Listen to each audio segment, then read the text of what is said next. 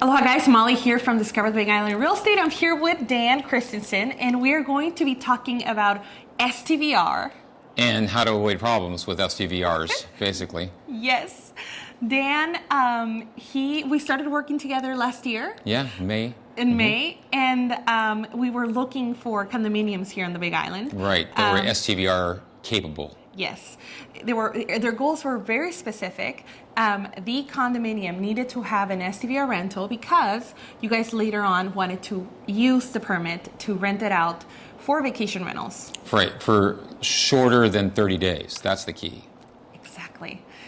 You know, there's so many condos here in Kona, and if you are wanting to rent your condo for less than 30 days, there are only certain complexes that allow for that type of short-term vacation rental. Dan has been through the entire process. Which is not as hard as it sounds.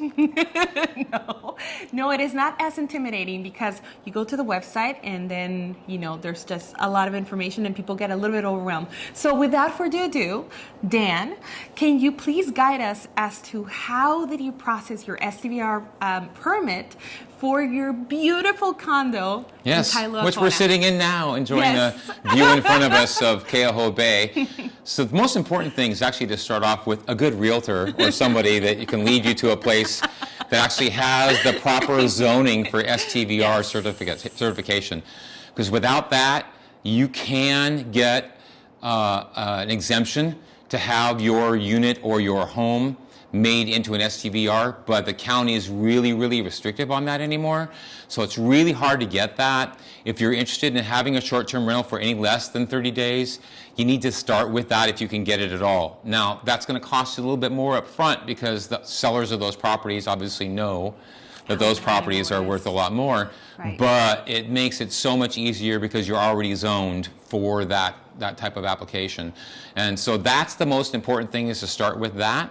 And then the second thing is to go online and start working on getting together the documents that you need. If you need help, you can get a hold of Maly. She can connect you up. I do consulting services.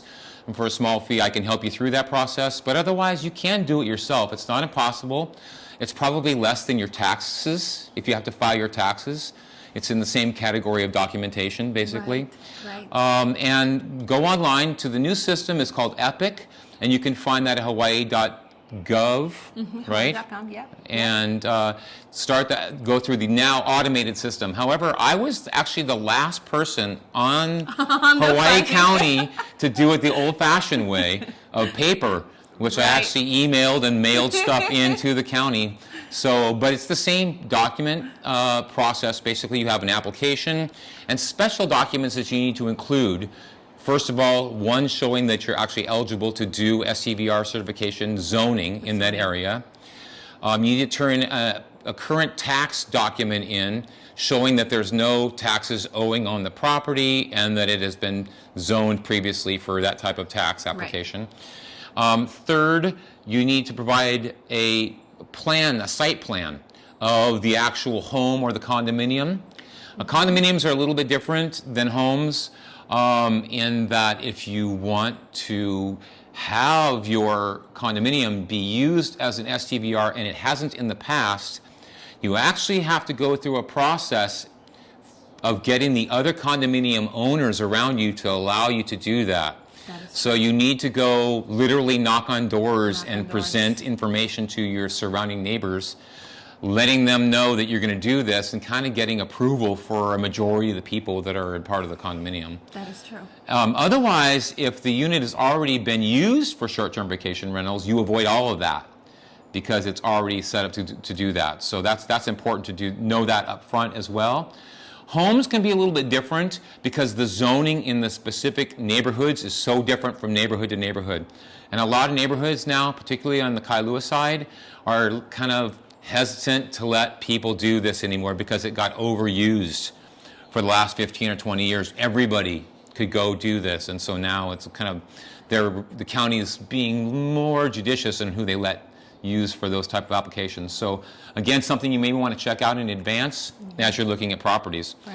And then you also want to set up a tax ID with the let's see, let me get the hitax.hawaii.gov site to make sure you have the proper tax identification numbers for your either long-term and or short-term rentals. There's two different numbers, by the way, important to know. You have to get two different licenses. Yes. One, so if you have a short-term rental location that's already approved for that, if you want to rent it long-term, you can, but then you need to have a tax ID for the long-term rental versus a separate tax ID for short-term rentals. And so that's important to set up both of them. It's easy to do. I think it's only like $25 to set that up yourself online. It's not hard to do. And then the county will send you basically a tax ID number that you have to post. Really important that you post this someplace really visible within your condominium, right. Not in the bottom of the closet behind the laundry. Right. Has to be where people can see it. Exactly. So then the process basically is going through the application, which is not that dissimilar from taxes. So you're going to have your social security number, your addresses. You have to have a local representative if you're doing this from the mainland or somewhere outside of the United States. That is true. You have to have a local representative, so if there's a problem, you have your toilet overflows at your place. Somebody parties too hard. Or somebody parties too hard. Which is the most common one. And it's 9 o'clock, isn't that right? Isn't that the rule? 9 o'clock you have to have a local representative. Right, and that's important to make a contact locally right off the bat, because you have to have someone here on the ground in the area if you're not here. That if there's an emergency or some type of a legal situation where you need to respond, there has to be somebody here on the ground to do that for you. There are plenty of property management companies out there. We chose for our condominium to go ahead and hire a property manager. The fees vary from about 15% to 10% for the long-term rentals to 25% to 30% for the short-term rentals. And the services vary greatly depending on who you use.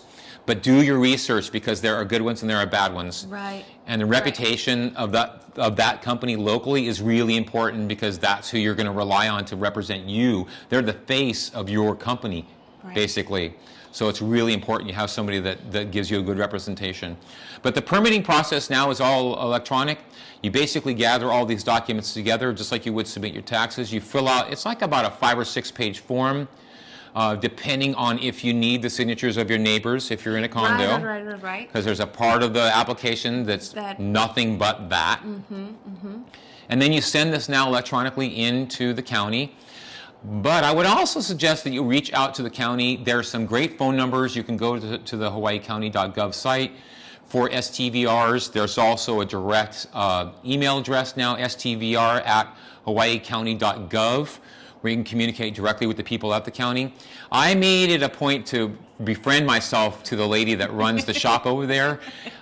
If you're not going to have somebody locally help you out, you might want to do that, because when there became a problem, that was just something as simple as someone missing an email. Right. She was right on it, and I could give her a call, and you actually talk to the person who's making the decision. Be nice with the people at the county. Yeah, a good aloha goes a long ways, for sure. Right, not like, I want this right now, and where's my papers? And that doesn't work out. For those of you that are just coming from the mainland, particularly if you're from, let's say, New York or California, the world doesn't operate at the same speed that we're used to, as you can tell by the speed of my speech. And the first thing you need to do is slow down and realize that you get a lot more leverage, and by using aloha and taking things a little bit at a slower pace. You can follow up, but you need to be nice about it and be very friendly about it, because the island is a very, very small place, and everybody knows everybody. And so you don't want to tick off the people at the permitting office right out of the box, because you may need that lady's help in the future. And if you need help, they're there for you. And if you're nice about it, they're more than happy to do that. And if you end up getting another one, right, they know you, and they know exactly how you operate. Makes it that much easier and smoother the next time. Yeah, so be nice. So kind of to recap, the most important thing is make sure that your property that you're interested in or that you've purchased is actually permitted already, zoned, particularly for STVRs. If not, do some research and find out how easy it is going to be to get that zoned, either through an exemption if it's a home, or through the permission process with the neighbors if it's condominium. I would also recommend that you get a hold of your HOA representative if you're in a condo. The application permit does require a copy of your HOA documents as well, because there's things you don't think about. For example, if you have a short-term rental and people come over, how do they get on the property if you have a gated entrance? Where do they park their cars? Right. What's included? Are you including bicycles, surfboards, things like that? So there's a lot of things that you don't think about if you're just using the property yourself, or that you maybe don't think about if you have a home, a residence, that you have to when you're using a condo. And so the HOA documents, yeah, the CC&Rs are something that you have to include with your application so that the state knows what the rules are in your particular area. But you're going to want to reach out to your HOA manager too and keep them just as involved and get their buy-in on what you're doing as well, because that's another key resource that you need, along with the people at the county, both the county permitting office and the tax office out of Hilo. Both of them are out of Hilo. Right, there's two, yeah. Really, really important that you make these contacts and kind of basically butter the bread in advance of what you're doing so that you can make things go smooth, because otherwise... Or call Dan. Or you can call me. I have started a new company to help out with this, and if you wanted to reach out, you can get a hold of Maly. Yeah. She'll set you up. Yes, for sure. But you know what? And I shared this with you in the past.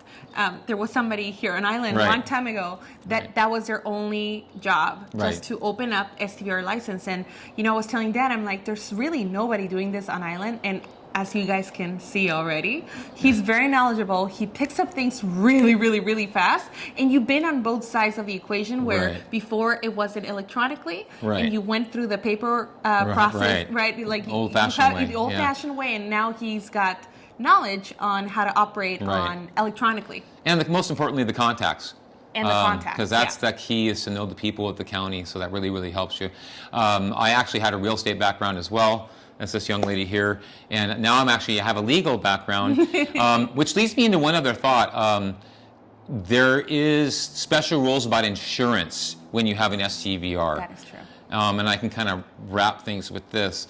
Basically, you're in essence running a hotel, okay? And I was mentioning to Maly as we were preparing today that I have $3 million worth of liability insurance for myself. $1 million under my condo homeowners policy, $1 million through my vacation rental company's separate policy that they do, and then I have an umbrella policy through my regular insurance company for general liability for another $1 million. We live on a third floor unit, which has an incredible view of Keauhou, but it's also 35 feet above ground level. And people tend to drink Mai Tais, here in Hawaii a little bit. So you want to make sure that if you're protected very thoroughly. And there's some special rules about condominiums, about what's insured when you're insuring a condominium. If the water heater breaks, who's responsible for that?